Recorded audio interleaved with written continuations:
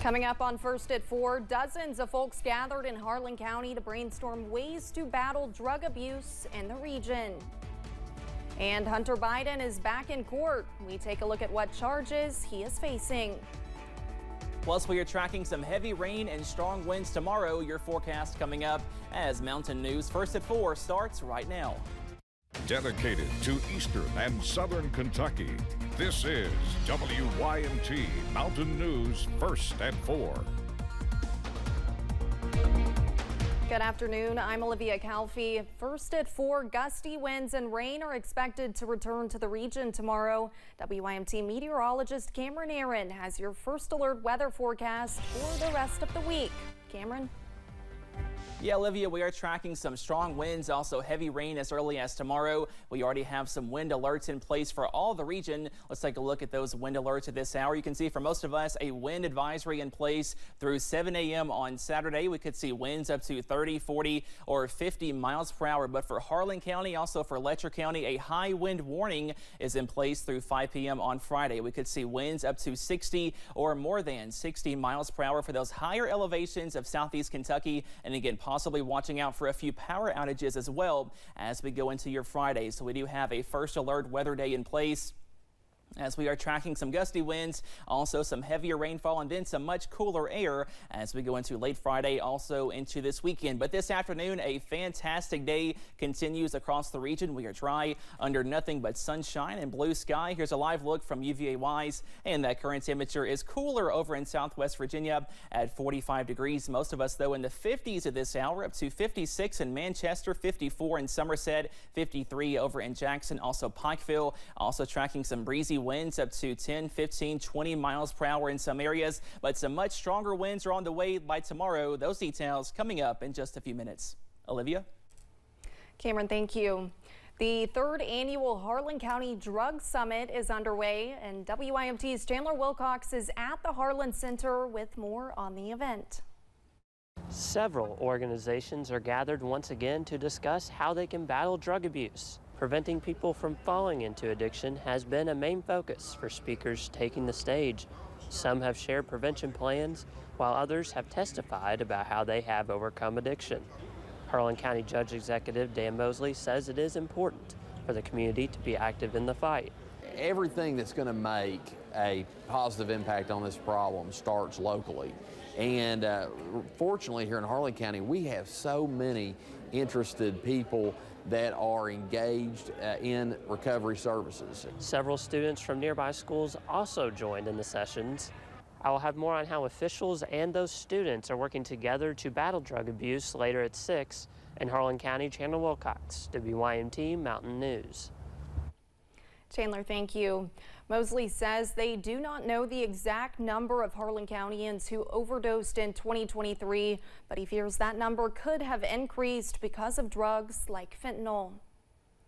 The Senate Banking, Housing, and Urban Affairs Committee hosted a hearing today to discuss the fentanyl crisis. Jason DeFord, who is more well known as his stage name Jelly Roll, spoke before the committee and drew on his own experience with the crisis. DeFord told members, quote, "I understand the paradox of my history as a drug dealer. I was part of the problem. Now I am here as a man that wants to be part of the solution." I've attended more funerals than I care to share with y'all. This committee, I could sit here and cry for days about the caskets I've carried of people I loved dearly, deeply, in my soul, good people, not just drug addicts, uncles, friends, cousins, normal people.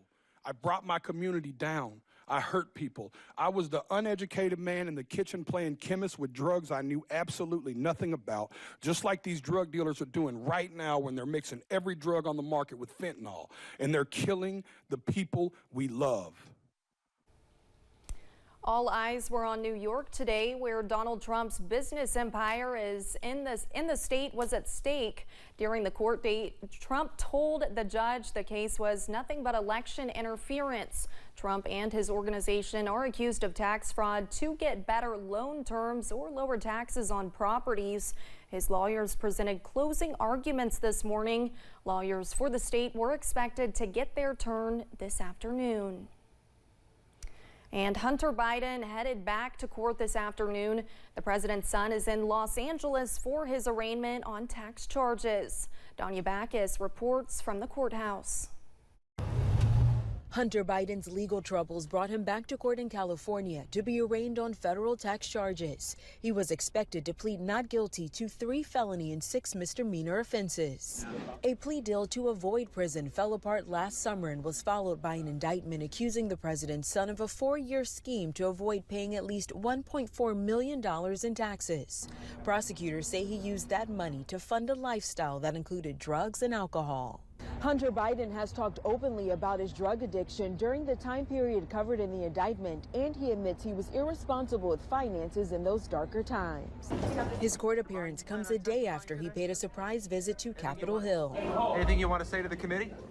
His arrival interrupted a hearing where lawmakers were weighing whether to hold him in contempt of Congress for defying a subpoena.